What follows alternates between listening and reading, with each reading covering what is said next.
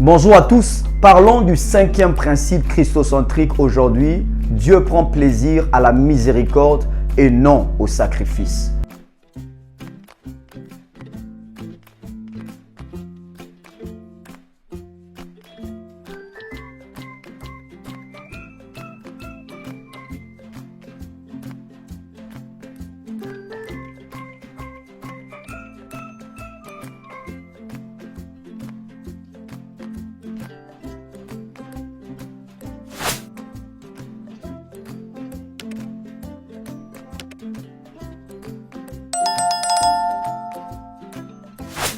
Parlons du cinquième principe christocentrique aujourd'hui. Dieu prend plaisir à la miséricorde et non au sacrifice. Dans Matthieu chapitre 9 et le Matthieu chapitre 12, le verset 7, deux fois Jésus est en train de mentionner cette phrase. Dieu ne prend pas plaisir au sacrifice, mais il prend plaisir à la miséricorde. Dans Matthieu chapitre 9, le verset 13, la Bible dit « Allez et apprenez ce que signifie. Je prends plaisir à la miséricorde et non au sacrifice. Car je ne suis pas venu appeler de justes, mais de pécheurs. » Ici, Jésus est en train de donner un devoir aux pharisiens.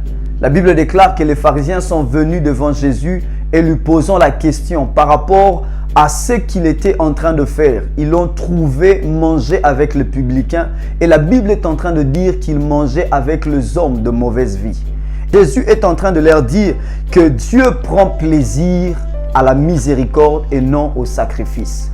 Mais il leur donne un devoir en leur disant « Allez et apprenez à ce que signifie ». En d'autres termes, Jésus comprenait qu'il était devant les pharisiens. Et les pharisiens, c'était des gens qui devaient avoir une connaissance de la loi, qui devaient avoir la connaissance de l'écriture. Mais plus tard, dans Matthieu chapitre 12, le verset 7, le même pharisien revient encore vers Jésus-Christ pour de mêmes propos, pour de mêmes problèmes. Et cette fois-là, Jésus est en train de parler du sabbat. Et Jésus est en train de dire que Dieu ne prend pas plaisir au sacrifice, mais à la miséricorde. Dans Matthieu chapitre 12, verset 7, la Bible dit maintenant, si vous saviez ce qui signifie. Donc en réalité, Jésus les avait donné un devoir de partir faire à la recherche des Écritures pour comprendre que veut dire Dieu prend plaisir à la miséricorde et non au sacrifice. Mais il se rend compte que les pharisiens reviennent et avoir seulement de mêmes lacunes et de mêmes problèmes. Et cette fois, Jésus est en train de dire, si vous saviez ce qui signifie, je prends plaisir à la miséricorde et non au sacrifice, vous n'auriez pas condamné des innocents. Jésus est en train d'expliquer que le mot Dieu prend plaisir à la miséricorde et il ne prend pas plaisir au sacrifice, c'était concernant les innocents, concernant les pécheurs, concernant des gens que les pharisiens étaient en train de traiter comme de mauvaise vie. Et la Bible est en train de dire dans 1 Samuel chapitre 15, et si réellement les pharisiens avaient la mémoire, ils devaient retourner vers les Écritures et comprendre qu'est-ce qui s'est passé. Parce que Jésus est en train de référer à une histoire qui était passée, l'histoire de Saül et Samuel. La Bible déclare dans 1 Samuel chapitre 15, lorsque vous lisez tout le chapitre, la Bible dit que Dieu a donné à Saül l'instruction qu'il parte tuer et détruire la ville des Amalek. 1 Samuel chapitre 15, le verset 9. Mais Saül et le peuple épargnèrent Agag et les meilleures brebis, le meilleur bœuf, le meilleur bête de la seconde portée, les agneaux gras et tout ce qu'il y avait de bon. Ils ne voulurent pas les dévouer par interdit et ils dévouèrent seulement tout ce qui était méprisable et chétif. Au lieu d'obéir à la voix de l'Éternel, Samuel est allé faire d'autres choses. Il a cru réellement qu'en tout ce qu'il était en train de faire, Dieu trouvera le plaisir dans le sacrifice. La Bible dit, il a pris de côté le meilleur bête, il a pris de côté de meilleures brebis, il a gardé. Et il s'est dit en lui-même qu'il va offrir ces choses à l'Éternel. Il pensait gagner la confiance de l'Éternel. Il pensait convaincre l'Éternel. Il pensait en désobéissant faire quelque chose qui va changer la pensée de l'Éternel par rapport à son instruction. Or, Dieu avait donné une instruction à Saül de partir détruire toute la ville d'Amalek et qu'il ne reste rien qui va rester vivant. Mais Saül a décidé qu'il puisse garder quelque chose pour l'Éternel. Et plus tard, le prophète Samuel vient et rencontre le roi Saül. Et Samuel est en train de reprocher Saül pour ce qu'il a fait.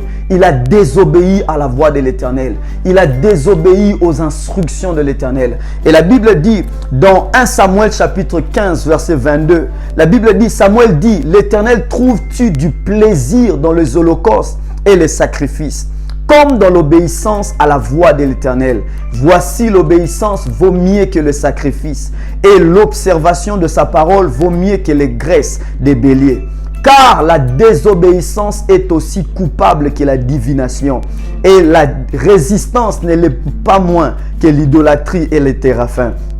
Puisque tu as rejeté la parole de l'Éternel, il te rejette aussi comme roi. Alléluia.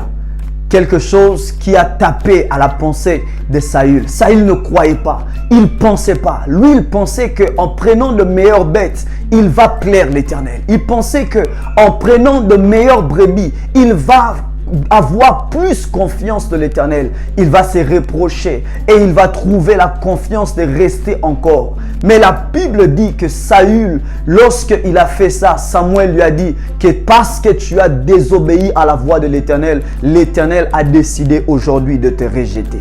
Qu'est-ce que la voix de l'Éternel? La voix de l'Éternel, c'est simplement ce qui est la parole de l'Éternel. Dans Jean chapitre 1, le verset 1, la Bible déclare, au commencement était la parole et la parole était avec Dieu et la parole était Dieu. En réalité, la parole que Samuel était en train de mentionner, c'était Jésus-Christ dans l'Ancien Testament. Donc Jésus-Christ était l'image de l'obéissance. Jésus-Christ était l'image, était la réponse de l'obéissance. Vous ne pouvez pas parler de l'obéissance sans pour autant obéir à la voix de l'Éternel. Saül a refusé d'obéir à la voix de l'Éternel. Automatiquement, les pharisiens, lorsqu'ils étaient devant la personne de Christ, la manifestation de la parole de l'Éternel, ils ont aussi refusé d'obéir à la voix de l'Éternel.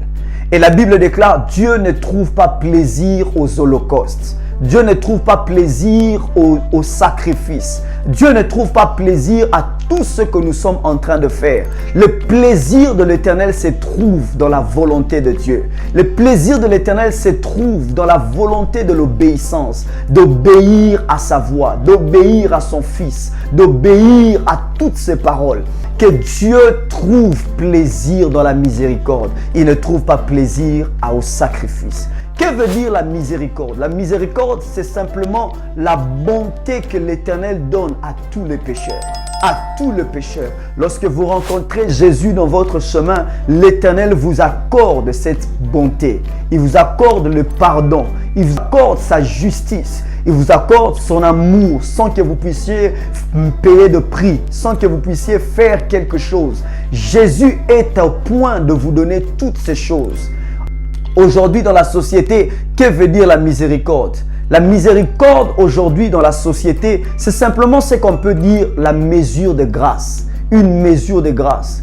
Une mesure de grâce, c'est lorsqu'il y a changement de gouvernement ou bien changement d'un président. Et lorsque le président vient, il décide à ce qu'il y ait mesure de grâce concernant tous les prisonniers. Les prisonniers qui étaient condamnés pour 10 ans, 25 ans, 5 ans, eux tous, ils sont acquittés à cause de la mesure de grâce.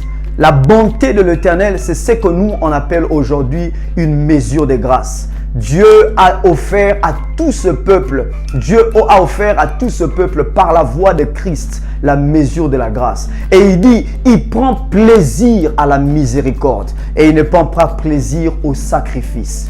Ce n'est pas ce que nous faisons par nos propres efforts que nous puissions arriver au point de convaincre l'Éternel. On ne convainc pas l'Éternel avec nos sacrifices. Un seul moyen de convaincre l'Éternel, c'est le sacrifice de Jésus-Christ. Jésus est le seul sacrifice qui a convaincu le cœur du Père. À chaque fois que nous obéissons et nous reconnaissons que Jésus-Christ est le sacrifice ultime du Père, et nous sommes en réalité dans la volonté de l'Éternel.